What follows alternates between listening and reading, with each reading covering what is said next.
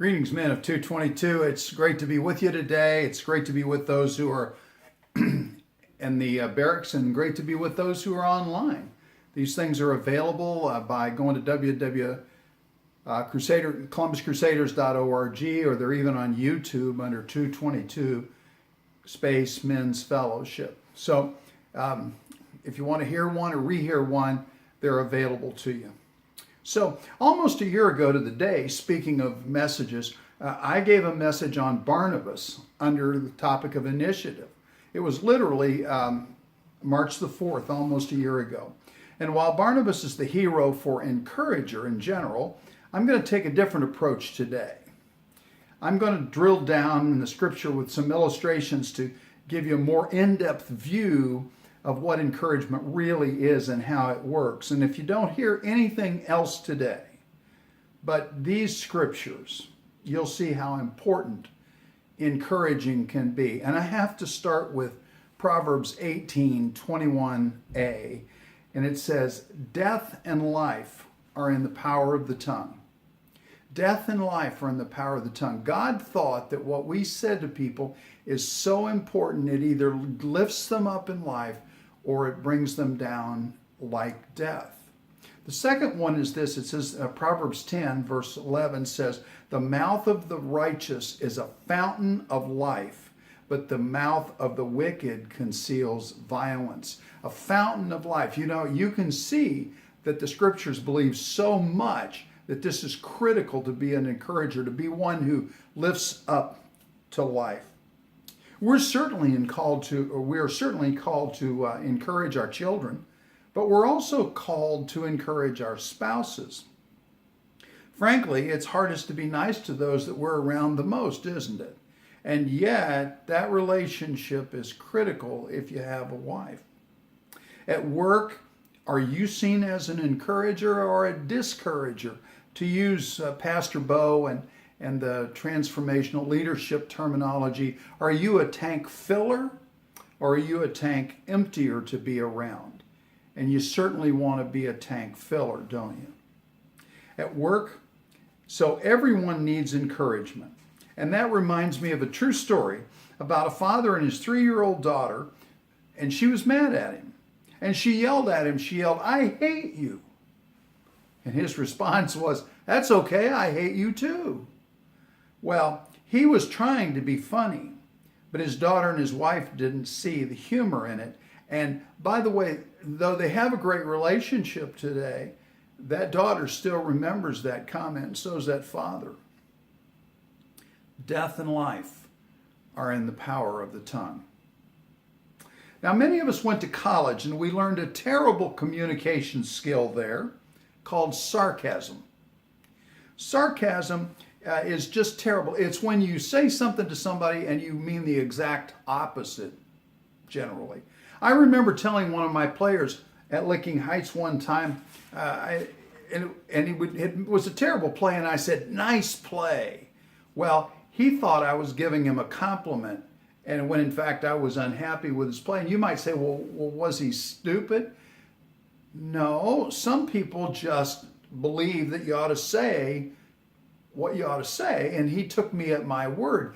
By the way, if you're sarcastic with people and they recognize that you're sarcastic with them, they will resent you for not simply telling them what you really want to say.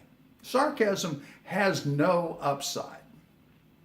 Proverbs 12 and 18 gives us a great insight. It says, "There is one who speaks rashly, like the thrusts of a sword, but the tongue of the wise brings healing."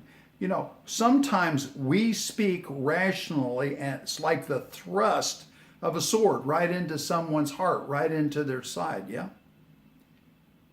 But the tongue of wise brings healing. In fact, that whole thing sounds like it's speaking against sarcasm to me. At heart, we all need what this little guy needed. He said, everyone needs recognitions for his accomplishments, but few people make the need known quite as clearly as the little boy who said this to his father. He said, "Let's play darts. I'll throw, and you say wonderful." You see, That child knew exactly what he wanted. He didn't need instruction. He just wanted his dad to say, "That is really great, son." We have to be careful when someone doesn't meet our expectations. We can kill their spirit, as my grandmother Stanley used to say.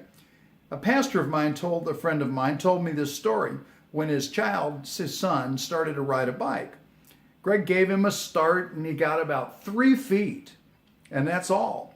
And Greg was just getting ready to start giving him technique explanations and that he could do better and on and on and on. And the child jumped up and he proclaimed, "Did you see that, Dad? I got 3 pedals in."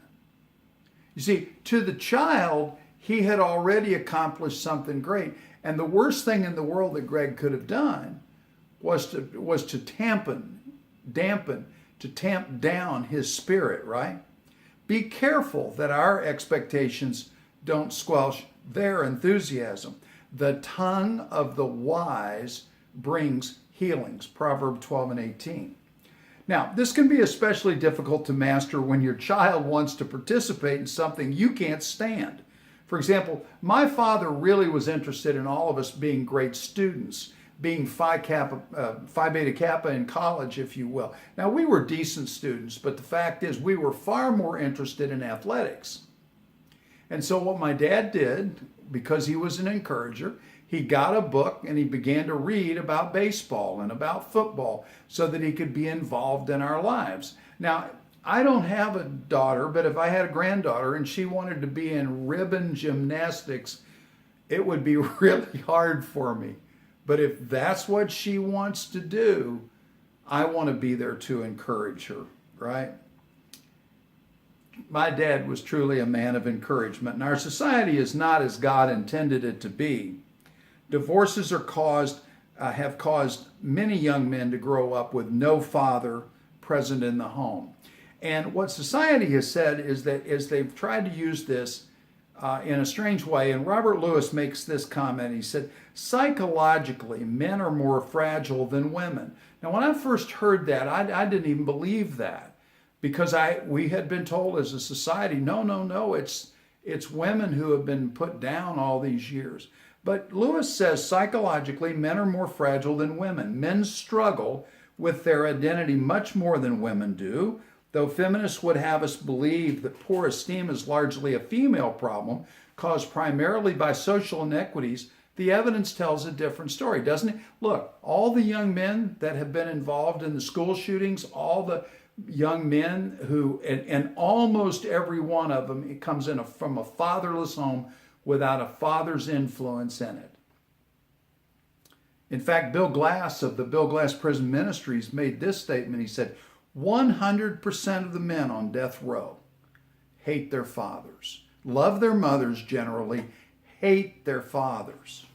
You see, the problem is made worse by the fact that moms are trying gamely to help their sons behave like men. But as John Eldredge said, femininity cannot bestow masculinity. Very unpopular thing today. But there are a lot of women that know that, and that's why they bring their sons into the Crusader ministry, because they want a strong man in their life who will build them up and support them. That's what we're trying to do about the problem of the absent or the unengaged father. Look, God himself gave us a model in Matthew 3 and 17. He said, after being baptized, Jesus came up immediately from the water, and behold, the heavens were opened, and he saw the Spirit of God descending as a dove and lighting on him. And behold, a voice out of the heavens said, "This is my beloved Son, in whom I am well pleased." Now, we used this verse, we the Crusaders, Manhood in Action, used this verse and input from Bill Glass, and we have begun to give men a blessing from a strong male role figure. Stay with me. Before I talk about the blessing, let me talk about encouragement in general and say this. An encourager must be seen as caring and trustworthy. If you want to be an encourager, people have to know that you really, really care. You know that famous statement that's been attributed to 18 different people, but the truth is, people don't care what you know until they know you care. That's true. And the second part is trustworthy, because we need someone who has shown that they can be trusted over time, not just one time. Sounds a lot like Jesus, doesn't it? But as one of Pastor Jim's children once said, sometimes we need Jesus with flesh. So as we look at the blessing that God spoke over Jesus, notice it conveys three things, three important things. Number one, belonging to God. He said, this is my son, he's mine. God is proud of Jesus too, because then he goes on to say, in whom I am well pleased.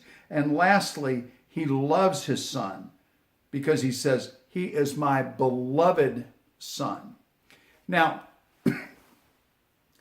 it is critically important when you give someone a blessing to convey those three particular things.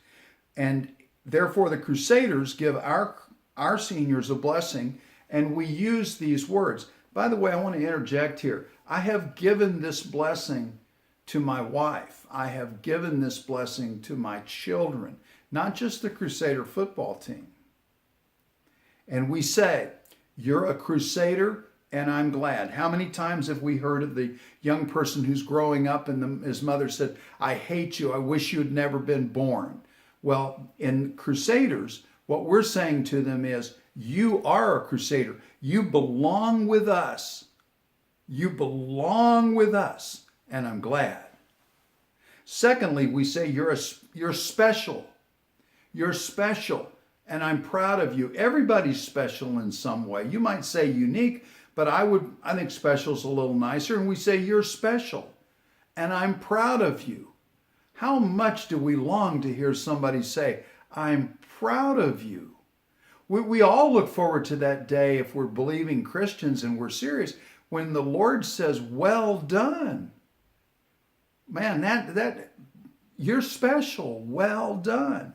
Thirdly, I love you and I always will. There's an issue of caring there. There's an issue of concern.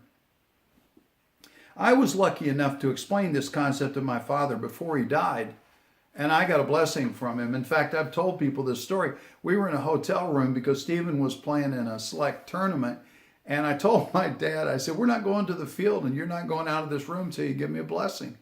That's how strongly I felt about it. And you know what? To his credit, he did that. He did. He would, and it was serious. And it may be that some of you have received a blessing or have never received a blessing from your father or anyone else. We can remedy that. If you have someone in the group in 222 that you would like to bless you, just ask them. Let them know, and we'll do that as part of on a Saturday morning. We'll have a bunch of folks blessed. If you've never had a blessing, you could be a coach with the Crusaders, and you could have blessed other people, and you may never have had a blessing yourself. Well, we want to make sure that we remedy that. So you just need to tell us, and we'll take care of that. You can use our blessing or one that you come up with, but it should include belonging, pride in you, and love. Look how powerful words are. In Judges 6:12, it says, the angel of the Lord appeared to Gideon and said to him, the Lord is with you, O valiant warrior. The angel called Gabriel valiant warrior long before he was ever a valiant warrior. When I discipline guys in our program, I generally am not getting in their chops. I'm saying something like this. You are better than that. I'm trying to convey that I believe in you, that you can achieve more than perhaps even you think you can achieve. By the way, so can you. If you need a blessing, you let us know. So the takeaways for this week, Proverbs 18:21a says, death and life are in the power of the tongue. Sarcasm, number 2, is a poor communication tool. 3, John Eldridge has said, femininity can never bestow masculinity. So we need to do something about that. And as we look at the blessing of God that he spoke over Jesus, notice that it conveys 3 things: belonging, pride being proud of, and being loved. Encourage someone this week. See you next Saturday, Lord willing, and the creeks don't rise. Be intentional this week and honor Jesus because he's alive.